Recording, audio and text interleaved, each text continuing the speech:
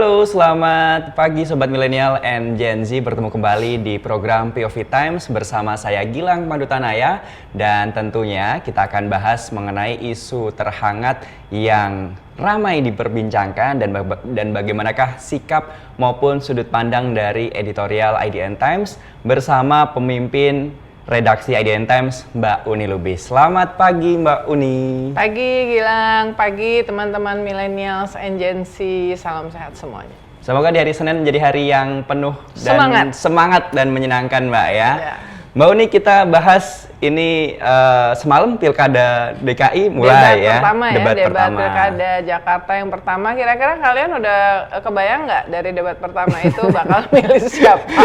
Nah ini harus melek ya, Jadi harus update informasinya di IDN Times. Nah, selain pilkada yang saat ini sudah mulai berjalan, termasuk nantinya di bulan November. Nah, sebelum di bulan November, di bulan ini ada hari yang penting juga, di mana di tanggal 20 Oktober ini menjadi momen yang kita tunggu bersama, di mana akan ada pergantian kepemimpinan di Indonesia. Presiden Republik Indonesia terpilih, Pak Prabowo Subianto akan dilantik di tanggal 20 Oktober termasuk jajaran kementeriannya. Nah, yang menarik adalah sebelumnya di beberapa bulan maupun di beberapa akhir ini terkait Istana Presiden. Nah, kemarin mulai di tanggal 17 Agustus kita melakukan upacara kemerdekaan di sana. Nah, yang saat ini menjadi concern adalah Kepres dari IKN ini ternyata belum ditandatangani.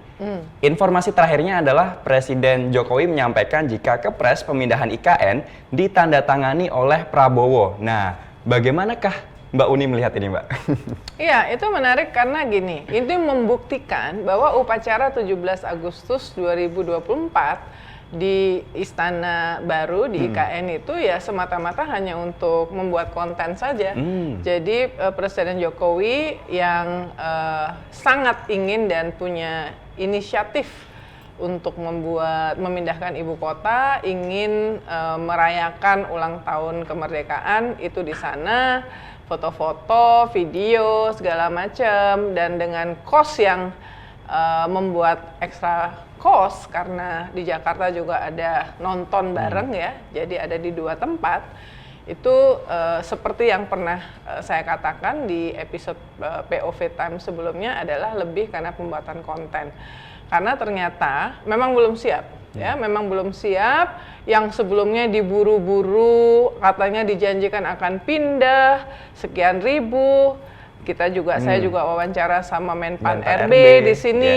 Dari mulai sekian ribu, 6.000 sampai akhirnya 1.200, tapi akhirnya sampai sekarang belum. Dan terakhir statement Presiden yang mengatakan bahwa Kepres itu nanti kemungkinan ditandatangani oleh Presiden Prabowo sesudah dia dilantik tanggal 20 Oktober, nggak tahu kapan. Kan saya kutip aja ya di sini, dia bilang gini, Jokowi menekankan bahwa pembangunan ekosistem DKN harus menjadi pertimbangan dalam menaikkan Kepres. Semua fasilitas katanya juga harus sudah disiapkan. Sekali lagi saya sampaikan, memindahkan ibu kota tidak hanya urusan fisiknya saja, tapi membangun ekosistemnya itu perlu, termasuk rumah sakit, pendidikan, TK, SMA, SMK, universitas, dan segala macam. Itu yang harus diperhatikan sebelum menaikkan Kepres. Lah, selama ini kemana aja? Sudah banyak sekali pihak dan para ahli yang mengingatkan ya bahwa pembangunan ibu kota itu tidak hanya fisik, tidak hanya membanggakan bahwa sudah ada istana, sudah ada hotel, ya, kemudian ada sumbu kebangsaan, taman, fisik, ya. Yang selalu dibangga-banggakan selama ini sebagai prestasi, tetapi membangun kota itu kan holistik ya.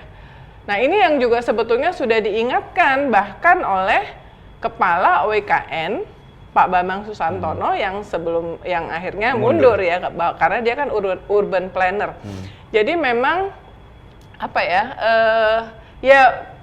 kemunduran ini dan bahwa Kepresnya itu nanti ditandatangani oleh Presiden terpilih itu sekali lagi menunjukkan bahwa ya Presiden Jokowi menjilat air ludahnya sendiri. Ya, sudah banyak sekali mengingatkan bahwa aspek sosial, kohesi dengan masyarakat sekitar, belajar dari kasus Brasilia, ya, ibu kota baru, meskipun sudah 60 tahun ya, tapi itu bukan ibu kota yang awalnya dari Brasil. Itu area di sekitar Brasilia sekarang menjadi tempat kumuh slum area atau favela namanya, yang paling buruk di seluruh negara Brasil. Nah, dari awal itu sudah diingatkan kepada Presiden Jokowi, tapi dia ngotot, minimal ngotot untuk upacara, ya, dengan konsekuensi biaya tinggi. Ya, sekarang dia mau menunjukkan komitmennya, misalnya dengan berkantor di IKN, katanya kan PJ Gubernur DKI Pak Heru yang notabene adalah anak buahnya Presiden Jokowi di istana mengatakan mau berkantor 40 hari terakhir. Tapi kita bikin artikel di bulan September aja itu hanya 5 hari Pak Jokowi itu berkantor di IKN, karena ya dia tetap sibuk kesana kemari ya. Dan harusnya bisa dicek tuh berapa kos yang ekstra karena dia berkegiatan dari sana. Jadi kami di POV Times justru melihatnya harusnya Pak Jokowi ini tahu bahwa anggaran harus dihemat, sehingga janganlah di hari-hari terakhirnya itu justru membuat kegiatan-kegiatan yang justru menunjukkan pemborosan, karena itu berarti dia tidak berempati kepada masyarakat yang banyak sedang kesulitan. Termasuk RAPBN kemarin nyatanya IKN turun, sudah dibahas ya. Nah, lalu keputusannya apakah dari Mbak Uni sendiri melihat Presiden terpilih nanti Prabowo Subianto tetap akan menandatangani, Mbak? Kalau pernah ditanyakan ke orang dekatnya Prabowo bahwa bagaimanapun kan IKN itu kan sudah ada undang-undangnya, ya, dan undang-undang ini disepakati oleh partai-partai politik yang ada di DPR sampai yang kemarin ya, periode 5 tahun ke belakang, kecuali PKS ya. PDIP menjadi enabler utama untuk penandatanganan undang-undang pengesahan undang-undang IKN ini, karena pada saat itu masih belum pecah kongsi dengan Presiden Jokowi. Jadi selama undang-undangnya ada, memang IKN ini harus diteruskan. Tapi ini tidak menjadi prioritas dari pemerintahan Presiden Prabowo. Kalau tidak jadi prioritas, artinya budgetnya kemungkinan tidak sebesar seperti yang dipush oleh Presiden Jokowi, terutama dalam bulan-bulan terakhir menjelang 17-an. Nah, informasi ataupun isu kedua Mbak Uni, yakni adalah nantinya setelah pelantikan di 20 Oktober, apakah Presiden terpilih Prabowo Subianto ini sudah mempersiapkan birokrasinya, termasuk pejabat-pejabat tinggi, untuk melanjutkan maupun menjalankan di pemerintahan selanjutnya? Ya.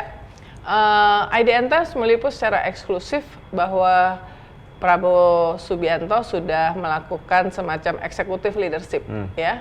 Awalnya itu direncanakan hanya 5 batch, 5 cohort, masing-masing 60 orang, jadi 300 orang-orang yang usianya itu mungkin masih 40 sampai 55 tahun yang ada di level sebelum menteri lah ya, atau kepala badan, bahkan kemudian sudah ada yang dilantik menjadi kepala badan, misalnya Pak Dadan Hindayana yang menjadi kepala badan Gizi Nasional, dia ada di kohort pertama. Nah, ada 28 sesi ya di executive leadership ini yang melibatkan pengisi acara atau pemateri dari luar negeri ya, secara online dan juga dari dalam negeri.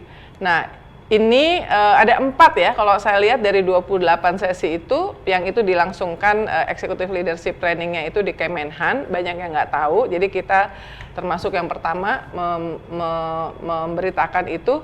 Ada 4 sesi yang mengenai anti korupsi dan 2 sesi mengenai governance, reformasi birokrasi, dan kemudian ada 3 yang tentang berkaitan dengan pertanian. Nah, kita melihat bahwa berkali-kali Pak Prabowo itu menekankan dalam berbagai kesempatan, termasuk ketika bicara di depan konstituen Gerindra, menekankan pentingnya anti korupsi, kebocoran segala macam.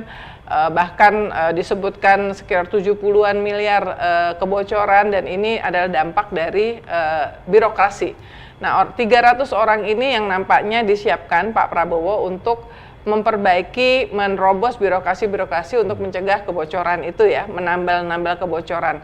Dan kalau ini kebocoran itu bisa ditambal, dicegah, itu kan bisa membantu terhadap tujuan salah satu yang disebutkan adalah bagaimana meningkatkan pertumbuhan ekonomi. Tentu 8% tidak di tahun pertama ya, mungkin tahun pertamanya itu mungkin nambah 1% dari 5% sekarang.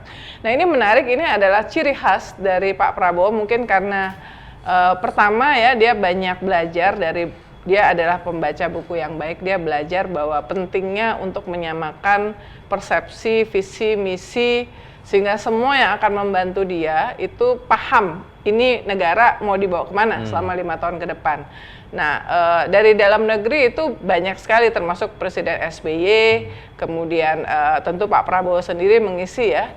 Menariknya itu Presiden Jokowi bahkan tidak diundang untuk mengisi. Nah, karena mungkin penting, dianggap penting, maka ditambah. Kita mendengar bahwa ada 2 kohort baru, yaitu dari rektor-rektor sudah berjalan. Yang ke-6 itu rektor, kemarin Profesor Jimli Asidiki, salah satu yang mengajar di Executive Leadership Training itu cerita ya soal ini. Dan yang pertama kohort dengan yang ke-6 dengan rektor sudah, katanya dengan rektor akan ada 2 kohort plus nanti 2 terakhir itu dengan partai politik. Tidak hanya itu, kita juga mendapatkan kabar bahwa sejak 2 minggu terakhir sebetulnya di Hambalang, kediaman pribadi dari Pak Prabowo Subianto, sudah dilakukan semacam diskusi-diskusi dengan dengan peserta sekitar 20 orang, dan Pak Prabowo hadir langsung di situ dan juga melibatkan narasumber termasuk dari Harvard University. Yang intinya aja berdiskusi, brainstorming apa yang harus dilakukan dengan melihat situasi tantangan global saat ini dan bagaimana Indonesia bisa survive ya. Dan kita mendengar kabar bahwa sejumlah orang termasuk dari partai politik, orang-orang yang diduga kuat akan duduk dalam kabinet Presiden terpilih Prabowo Subianto itu sudah diundang. Jadi profiling ya. Di luar itu nanti tanggal 23 sampai tanggal 27 Oktober 2024 Presiden terpilih yang mestinya sudah dilantik pada saat itu, Pak Prabowo kan pelantikannya tanggal 20. Dan rencananya pengumuman menterinya langsung hari itu juga, ada executive order, tanggal 21 pelantikan, tanggal 23 sampai tanggal 27 menteri-menteri dan kepala badan yang sudah dilantik akan dibawa oleh Presiden Prabowo ke menjalani retreat. Itu dilakukan di Akademi Militer di Magelang, tempat yang bersejarah karena Pak Prabowo adalah lulusan dari Akmil angkatan 74. Dan sama kalau kita ngelihat bahwa tanggal 23 sampai 27 kan cukup lama tuh ya, juga berarti sekitar kesananya 23, 24, 25, 26 ya. 4 harian mereka akan kayaknya tuh kayak bonding. supaya bonding. Kita dapat informasi bahwa nantinya akan tidur di tenda. Tentu tendanya ya tentu bukan tenda yang biasa ya. Jadi akan tidur di tenda, bonding, kompak, komunikasinya saling kenal. Karena banyak kan ini melibatkan banyak orang yang mungkin baru pertama kali ketemu. Karena partai pendukung dari Presiden terpilih Prabowo saja kan banyak ya, Kim Plus. Jadi belum semuanya saling kenal. Mungkin selama 3 atau 4 hari itu kesempatan untuk saling kenal dan juga orientasi mengenai tupoksi dari masing-masing. Sehingga mungkin kedepannya salah satu yang penting kan yang jadi salah satu problem besar dalam reformasi birokrasi pemerintahan itu adalah komunikasi dan koordinasi selama ini antar kementerian itu jalan sendiri-sendiri ya. Nah ini mungkin salah satu cara yang ditempuh oleh Pak Prabowo untuk membangun komunikasi dan koordinasi, semangat koordinasi yang baik di awal pemerintahannya. Nah ini adalah hal yang belum pernah dilakukan oleh presiden-presiden sebelumnya. Jadi ada retreat, ada executive leadership training untuk yang eselon 1 dan juga kemudian bukan eselon 1 aja ya, ini dari swasta juga dilibatkan swasta, BUMN, beberapa direksi BUMN, wakil direktur utama BUMN, CEO BUMN juga ikut dalam executive leadership training. Jadi kira-kira seperti itu ya yang ditempuh oleh persiapan oleh Presiden terpilih Prabowo untuk memastikan bahwa efektivitas dari pemerintahannya sesudah 20 Oktober 2024. Dan bagaimanakah nantinya setelah 20 Oktober? Saksikan terus di program-program kami, banyak termasuk salah satunya Real Talk with Uni Lubis ya. Jangan lupa untuk program lainnya bisa di-subscribe, like, dan komen. Mbak Uni, terima kasih banyak untuk hari ini. Kita bahas informasi berikutnya hanya di POV Times di minggu depan. Terima kasih, sampai jumpa.